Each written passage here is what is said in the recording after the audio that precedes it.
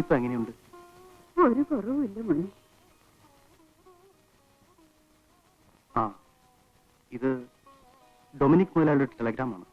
ഞാൻ മറ്റന്ന് തന്നെ അവിടെ എത്തണമെന്ന്. എന്തിനാണെന്ന് അറിഞ്ഞൂടാ. അദ്ദേഹം ഇപ്പൊ പഴയ ജോലിയൊക്കെ വിട്ട് സമൂഹത്തിൽ വലിയ മാന്യനായിട്ട് കഴിയുകയാണെന്നാണ് ഞാൻ കേട്ടത്. എന്റെ മോനെ, നീ അങ്ങേരുടെ കൂടെ എത്ര കവർച്ച നടത്തി, അന്ന് ഒരു പോലീസും പിടിച്ചില്ല. എന്ന് നീ ഒറ്റയ്ക്ക് തുടങ്ങിയോ അന്ന് നീ പോലീസിന്റെ പിടിയിലായി. 5 കൊല്ലം നീ ജയിലിൽ കിടന്നപ്പോ നമ്മ എത്രമാത്രം തീരുന്നെന്നോ. ഞാൻ നിത്യരോഗിയാകാൻ കാരണം തന്നെ അതാണ് മോനെ. ഏതായാലും നീ ചെല്ല്.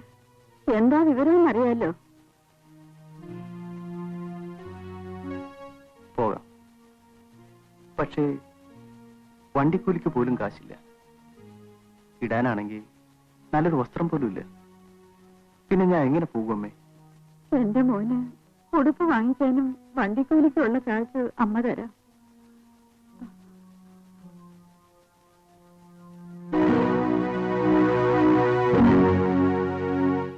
അമ്മയ്ക്ക് ഇത്രയും പണം എവിടെ നിന്ന് കിട്ടിയമ്മേ? മരിച്ചാലും നിനക്കൊരു ഭാരമാകരുമെന്ന് കരുതി ഈ അമ്മ ശവപ്പെട്ടിക്ക് വേണ്ടി കരുതി വെച്ച കാശാണ് മോനെ ഇത്. വേണ്ടമ്മേ, എനിക്ക് ഈ കാശ് വേണ്ട. ഞാൻ എവിടെയും പോണില്ല. അങ്ങനെ പറയല്ലേ മോനെ. എന്റെ മുമ്പ് പോയിട്ട് വാ. ജയിൽ പുള്ളിയാണെന്നും പറഞ്ഞു നിനക്ക് ആരെങ്കിലും ഒരു ജോലി തരുന്നുണ്ടോ? എല്ലാം നല്ലതിനായിരിക്കും. കർത്താവ് നമ്മെ കൈവിടില്ല. നമ്മനെ ഇത് വാങ്ങിക്കും.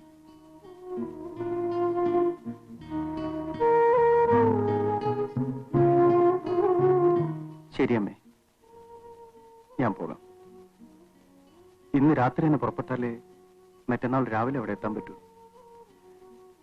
കല്യാണിയമ്മേ, എന്താ കുഞ്ഞെ? ഞാൻ വരുന്നവരെ അമ്മയുടെ എല്ലാ കാര്യങ്ങളും ഒന്ന് പ്രത്യേകം ശ്രദ്ധിക്കണം. ശരി കുഞ്ഞെ, പോയിട്ട് അമ്മനെ. അമ്മയുടെ കാര്യം ഓർത്ത് വിഷമിക്കണ്ട.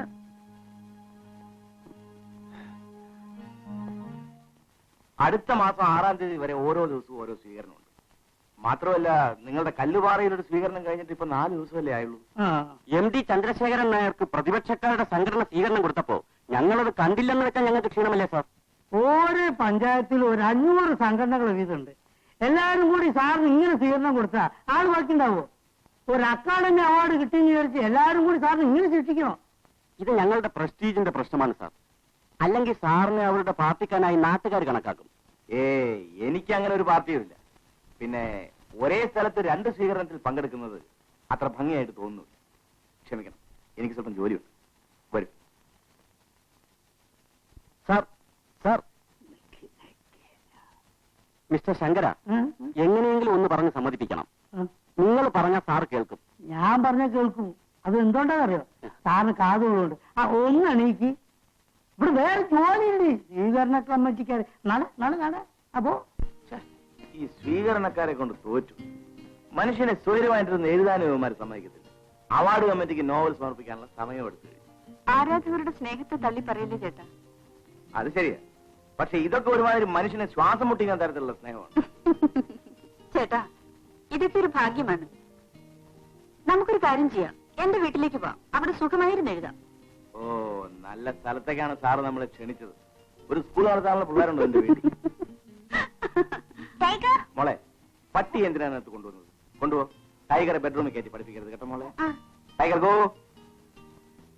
മോള് പിന്നെ മോള് പോയിട്ട് 10ാമത്തെ കുരുക്കും വന്നിട്ടുണ്ട് മുതലാളി. 10ാമത്തെ കുരുക്കും? നമ്മളെ സ്വീകരണക്കാര് 18ാം തീയതിത്തെ. ഇപ്പോഴെങ്ങനെയുണ്ട്? അക്കാരി സാറ് മറന്നുപോയോ? ഈ ശല്യം അടുത്ത കാലത്തൊന്നും തീരുന്ന ലക്ഷണമില്ലല്ലോ. Come on Peter.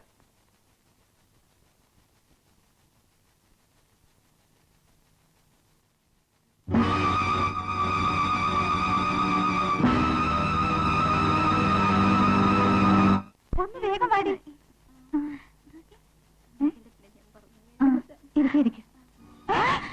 അയ്യോ, ആരാണ് നിങ്ങൾ? എന്നെ രക്ഷിക്കണം. എന്റെ പുറകെ പോലീസുണ്ട്.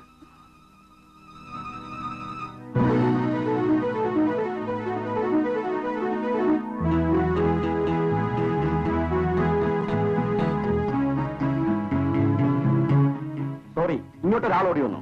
ഇല്ലല്ലോ. വന്നില്ലേ? ഇല്ല. വാ. മിസ്റ്റർ, എന്താ നിങ്ങൾ അന്വേഷിച്ചാൽ ഇതിനകത്തുണ്ട്. നോക്ക്.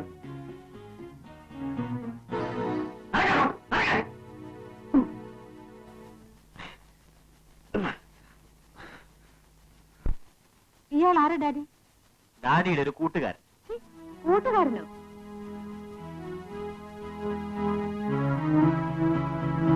എന്താ മോളെ? ഇയാൾ ആരാണെന്ന് എനിക്കറിയാം. മോളെ പീറ്റർ, പീറ്റർ ഇരിക്കൂ, ഞാൻ ഇപ്പൊ വരാം. മോളെ, എന്താ ഡാഡി? ഡാഡി ഒന്ന് പറയട്ടെ. എനിക്കൊന്നും കേൾക്കണ്ട. ഡാഡി എന്തിനാ ഇങ്ങനെയുള്ളവരോട് കൊണ്ടുവരുന്നത്? എനിക്കത് ഇഷ്ടമല്ല. നീ കോളേജിൽ പഠിച്ച കുട്ടിയല്ലേ, വീട്ടിൽ വരുന്ന അതിഥികളോട് എങ്ങനെ പെരുമാറണമെന്ന് ഡാഡി പഠിപ്പിച്ചു തരണം. അതിഥിയോ?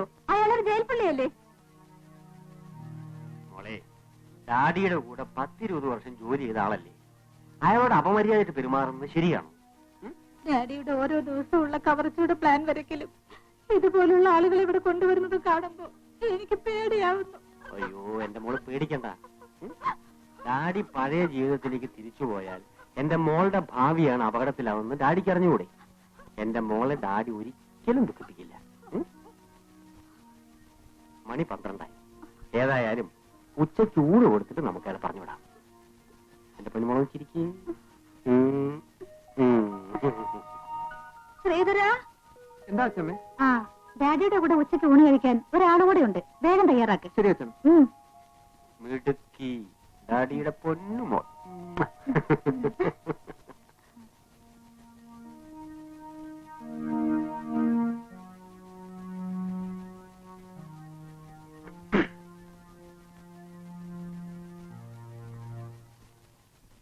പീറ്റർ, അവൾ എന്തോ തെറ്റിദ്ധരിച്ചുകൊണ്ട് പറഞ്ഞതാണ്. അവൾ കൊച്ചുകുട്ടിയല്ലേ. ഞാൻ വീണ്ടും പഴയ ജോലിയിലേക്ക് തിരിച്ചു പോകുമോ എന്ന ഭയമാണ് അവൾക്ക്. ആ, സാറിനെ വിളിപ്പിച്ച കാര്യം പറഞ്ഞില്ല. ആ, ഇനി നമുക്ക് കാര്യത്തിലേക്ക് കിടക്കാം. ഞാൻ ഇപ്പോഴും ലക്ഷപ്രഭുവാണെന്നായിരിക്കും നിങ്ങളുടെയൊക്കെ വിചാരം. എങ്കിൽ ഇപ്പോൾ അങ്ങനെയല്ല. ലിക്വിഡേഷനിൽ പോയ ചിറ്റ് ഫണ്ടിന്റെ അസറ്റ്സിന്റെ കൂട്ടത്തിൽ എന്റെ വീടും കാറും സ്വത്തുക്കളും എല്ലാം പോയി. ഈ വിവരം എന്റെ മോളോട് ഞാൻ പറഞ്ഞിട്ടില്ല. ഒരിക്കലും അവളെ ദുഃഖിപ്പിക്കരുത് എന്നെനിക്ക് നിർബന്ധമുണ്ട്. എനിക്ക് നഷ്ടപ്പെട്ടതെല്ലാം ഒറ്റയടിക്ക് തിരിച്ചെടുക്കണമെന്ന വാശിയും എനിക്കുണ്ട്. അത് ഞാൻ തിരിച്ചെടുക്കുക തന്നെ ചെയ്യും. അതിനായി എന്റെ കയ്യിൽ ഒരു പ്ലാനുണ്ട്. പീറ്റർ എന്റെ കൂടെ നിൽക്കണം. നിനക്ക് ഞാൻ 5 ലക്ഷം രൂപ തരും. 5 lakhs. സാറിന്റെ പ്ലാൻ എന്താണെന്ന് പറയൂ.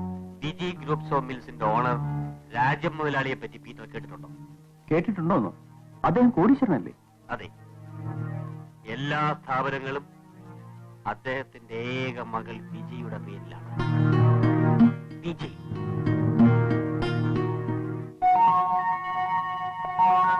ഒന്ന് സമ്മതിക്ക് ഡാഡി.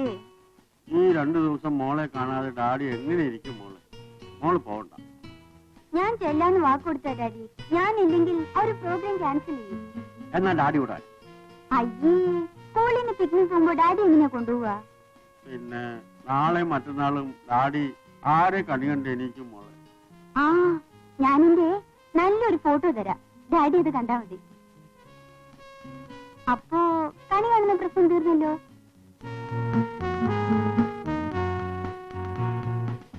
സത്യം പറഞ്ഞാൽ മോളെ സ്കൂളിൽ വരെ വിടുന്നത് ഡാഡിക്ക് ഇഷ്ടമല്ല. ഒരു നിമിഷം പോലും എന്റെ മോള് ഡാഡിയെ പിരിഞ്ഞിരിക്കരുതെന്നാണ് ഡാഡിയുടെ ആഗ്രഹം. മേലാൽ ഇതുപോലൊരു പ്രോഗ്രാം ഞാൻ വാക്ക് കൊടുക്കില്ല ഡാഡി. ഇപ്രാവശ്യം ഡാഡി സമ്മതിക്ക്. മോളുടെ ഒരാഗ്രഹത്തിനും ഡാഡി എതിരെ നിന്നിട്ടില്ല.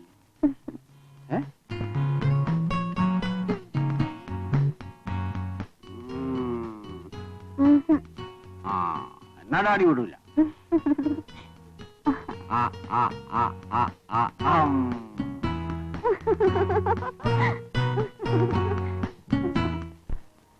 രാജൻ മുതലാളിക്ക് മകളാണ് എല്ലാം. അവൾ എല്ലാ ശനിയാഴ്ചയും ഒറ്റയ്ക്ക് പള്ളിക്കര ക്ഷേത്രത്തിൽ മുടങ്ങാതെ അർച്ചനയ്ക്കായി വരും. അടുത്ത ശനിയാഴ്ച നമുക്കവളെ തട്ടിയെടുക്കണം. അതിന് സഹായത്തിനായി എനിക്കൊരു പെൺകുട്ടി ആവശ്യമുണ്ട്. എനിക്കൊരു പെൺകുട്ടി അറിയാം സാർ.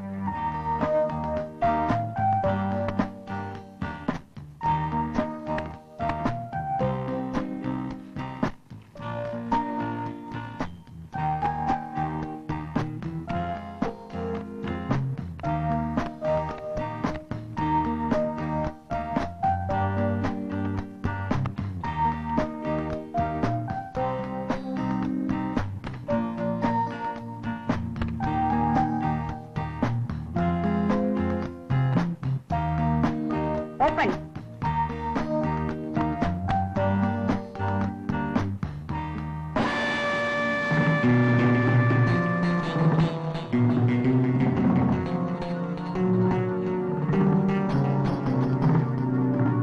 രണ്ടാട്ടിനീസോ ഒറ്റയ്ക്കാന്ന് വിചാരിച്ചു.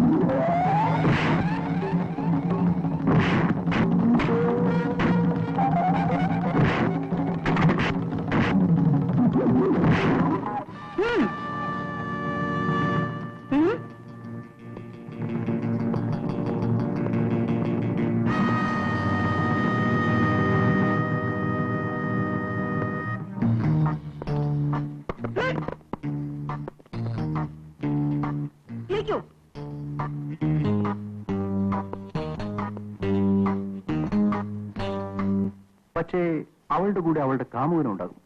അവനില്ലാതെ അവൾ ഒരിടത്ത് പോവുകയുമില്ല. രണ്ടുപേർക്കും ചെന്നായ്ക്കളുടെ സ്വഭാവമാണ്. ദേ എന്തെന്നറിയില്ല. എന്റെ അഭിപ്രായത്തിൽ നമ്മുടെ ഈ പ്ലാനിന് ഏറ്റവും യോജിച്ചവർ അവരാണ്. സാർ എന്ത് പറയുന്നു? എനിക്ക് അവരെ ഒന്ന് കാണണം, സംസാരിക്കണം. എന്റെ പ്ലാനുകൾ ഒന്നും അപകടത്തിൽ ചാടരുതെന്ന് എനിക്ക് നിർബന്ധമുണ്ട്. എങ്കിൽ ഞാൻ അവർ വിളിച്ചുകൊണ്ടുവരട്ടെ സാർ?